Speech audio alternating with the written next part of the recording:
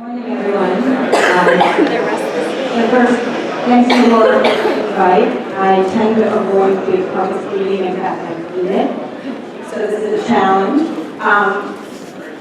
And to share the stage with people like Hillary, who I've loved forever, and Billy, who I idolized forever, is awesome. I had a realization as Billy was actually talking about potato chips. That I love food and I like relating my patients to food. But I think pediatrics and these patients are like chicken nuggets.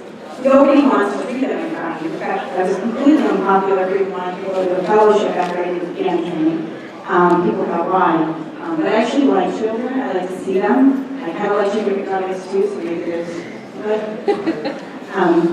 So let's talk about things that work with these. Take a minute first, in case you've all been studying too hard for your in-service and forgot that we have an election. Take a second to link your phone, and so you'll be able to vote later in my slides. Link by texting listening to 22333. I'm not going to tell you who to vote for like Hillary did. I'm just going to leave this picture right here of a two-term senator in a yellow on red. I know you guys all respect what experience means and what good training means, and I know you're going to go vote for the right person. Okay, so when they asked me to speak, I was actually working in Bellevue, and I said, what do you think the residents need to know? And one of my very residents said, just tell them to sedate the children. Sedate. And we do all have a best friend, and her name is Penny.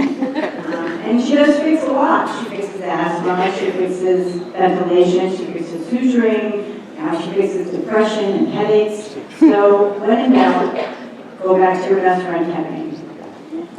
I learned a lot, like vaccines work, with garbage pail kids. Apparently, anti-vax masks, and Donald Trump agreed. Maybe there are a few other things that I could teach you about pediatrics, some quick tricks, some things that I use. So just an overview, we'll move head to toe. I'll talk about some interventions I use on a weekly or monthly basis, some things that I think you guys could benefit from, and some things that also don't work. Let's start with the eyes. So this is Colin. Colin's a cute little 3-year-old. He's very curious. And this is the last happy picture of how his mom shot with him before he got himself in the eye and came here in the emergency department looking like this. And you got your crappy litmus paper and you found that he had a pH of 7.5. So I all know you know what to do, right? Irrigate his head. But it's the how that's the problem in pediatrics. How we talk to reasonable parents, how we talk to flexible parents, how we talk to how we find a vein. It's all how is the trouble. So maybe you can apply your salt ketamine, which would work. You could irrigate using ketamine, that would work well. Or you could try this. Some of my friends down in Philadelphia actually published this. It's a randomized controlled trial. They took ketamine. They took 10 cc's of ketamine. They added it to a bag of fluids. And they irrigated. I tend to think you want to look cool and be popular with parents. I would have a little person, PO, and look pacifier to boot, and it makes you popular. But it works. They actually looked at Likert scales at 5, 10, 15, and 25 minutes. Everybody got some tetracaine before the insertion. Everybody at 5 minutes was pretty equal because the tetracaine was still going. But at 15, 20, 25 minutes, they actually saw a noticeable difference. Let's move on to the chest. Talk about asthma a little bit. Asthma is a big problem. You know, right up here in shit brown is where all of us are.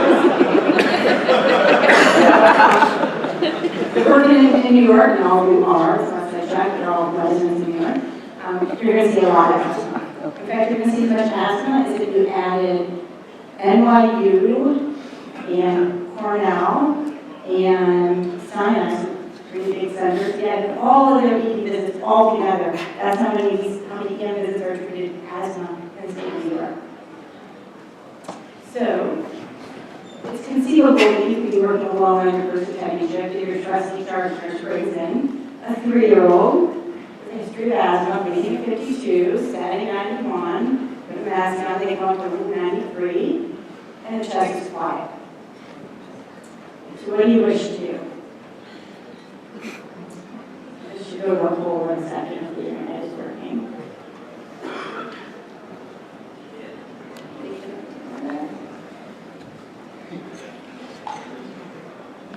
All right, let's skip the poll. But I classify that as super sick asthma. And the super sick asthma, I think something that's left off a lot is IMFE. You talk to asthmatics who were being treated in the 80s, they'll tell you the shot works. It works every time. It's because we didn't have big momentum then. And everybody got happy when they came to the emergency department. Happy works.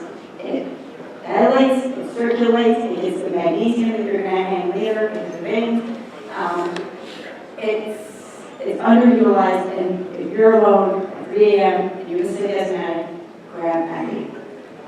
Some other adjuncts that are coming up, sub-dissociative ketamine. I'll talk about that next time. So, again, super sick asthma, Happy, and ketamine. There's been a lot of adult literature looking at sub-dissociative, the 0.2 mg/kg dose. There's actually pretty good pediatric studies done. They're not new. These are studies in 2001 and 2005 by Brillo and by Allen that looked at ketamine mixed. The Allen study actually didn't show a huge change, but one thing to know that the Brillo study did show a huge change. They actually weren't using sub-dissociative doses. They were using 1 mg per kg. Remember when we sedate kids, we do 1.5 mg per kg. So 1 mg per kg is nowhere close to as low as sub-dissociative doses.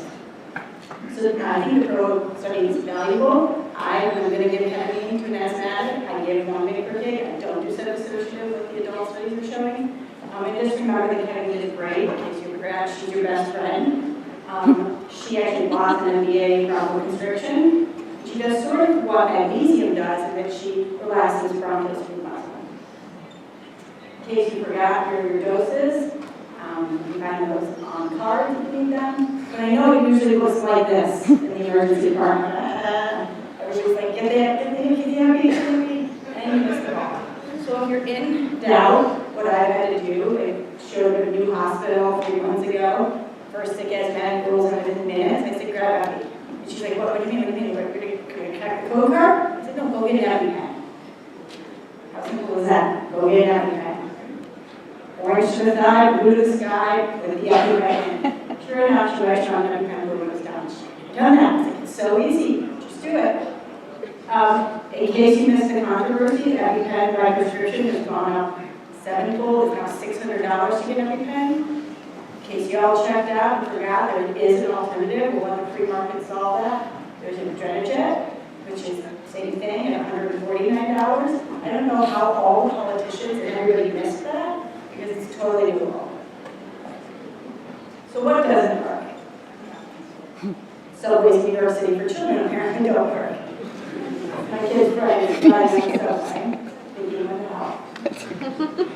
Confusing murals. Who has not been in emergency departments? They paint these all over. I think they are so ugly. And the one that brings me at Bellevue is especially confusing.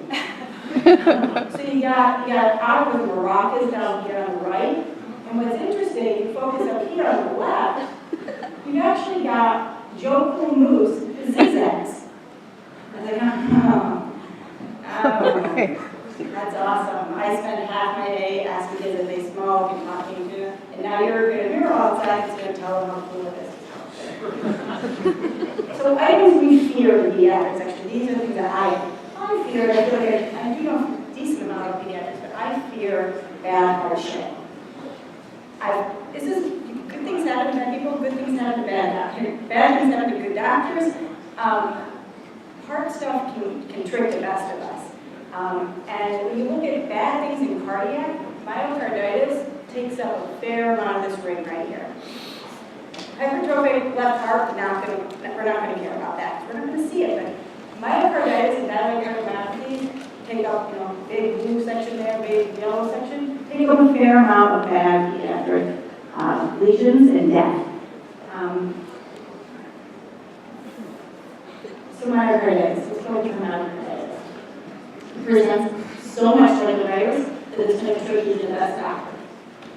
It's going to present a little tachypnea, a runny nose, plus minus a fever, may have some isolated vomiting without diarrhea, which should always crooked eyebrow, and they're going to have resting tachycardia. That can slide by any of you right now. A little tachycardia on a kid, oh, they have a little great fever. A little vomiting, every kid vomits. So it's very easy to run right past the myocarditis and discharge them, and when they come back uncompensated and die. EKGs, they're always abnormal, but they're not specific. May have some ST changes, long QRS, but they're not going to solve it for you. Labs aren't going to help you either. The strokes may or may not be bumped. Who sends strokes in kids anyway? ASALT, you're going to blaze whatever it does, and nobody sends a pain in kids. But ultrasound can actually help a little bit. This is my Oct'16, I am Jim. I'm not here, but Jim and I actually have lived with IVCs for a long time. They're kind of falling off the radar. Some people tell me they don't believe in IVCs. But I think for myocarditis, even the people who don't believe in IVCs might believe. So we all know that you might not be great at doing echoes, but you can probably put a probe on and find the IVC. You can make sure it's coming into the right atrium, and you can look for respiratory variation, even if you stop at ultrasound. So let's take a second and just look at these two videos. Look at the top one. And you'll see breathing. But there's not too much collapse or variation. And then you're going to compare that to the bottom one, where you're seeing a good amount of variation there, right? Is that easy enough to see? So if you can find your machine, turn it on, throw the probe up here, and take a look at the IVC, you may or may not go quicker than your endomyocardial biopsy if a patient might have myocarditis. And when you do, then you can quickly start to manage the heart failure that follows. So, that's my usable ultrasound. Remember that when you're managing it, ACE inhibitors are safer than beta blockers. There's actually some viruses that can get worse than beta blockers. And then you're going to call your trusty CT surgeon and get them on board, because they're likely going to end up with a bad device until they can get this. All right, so final lap, Gucci Raceway, for all of you people who are approaching 40. It's 40 in your eye was, so you know what this is. There's no more alties. Those apparently threatening events, when you say that, the parent like starts stroking out. We've now changed it to something much more palatable, a brewery, or a brew, right? So breweries are brief, resolved under unexplained events. The AAP has renamed it. They've also sort of reclassified the criteria to meet it. And the most important of which is it comes with an age. Right? You have to be less than a year. You have to have at least one of the following: diagnosis, tone change, irregular breathing, or altered level of response. Just one of those plus less than a year, and you've had a brewery.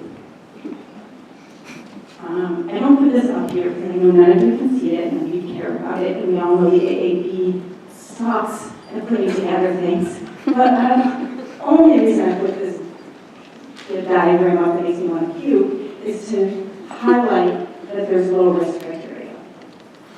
That when Eileen, Claudius, and Patel did research and looked at 14% don't fall into low risk, and that's why we need to look more closely at the variables that do not. They also identified the majority are low risk. And when you are low risk, if you're over 60 days, if you're not a preemie, you may actually be able to send them home. Not admit for observation, you may be able to send them home, which I know makes everyone happy. So if they're low risk, you do an EKG, you get glucose, you talk to the pediatrician, and you send them home. So the takeaways. Lidocaine infused saline if you have to irrigate. Plus Versed if you want to be popular. Appy's underutilized in bad asthma. If you have a bad asthmatic and you don't know what to do, get an EpiPen. Then move on to adjuncts in your best friend headache. Myocarditis kills. You can miss it. You can also miss coronary artery anomalies. But if you're thinking myocarditis, check out the IVC. The ED player formerly known as ALT is now known as Brewery. It has low risk criteria, which can help you send a child home. And that's it.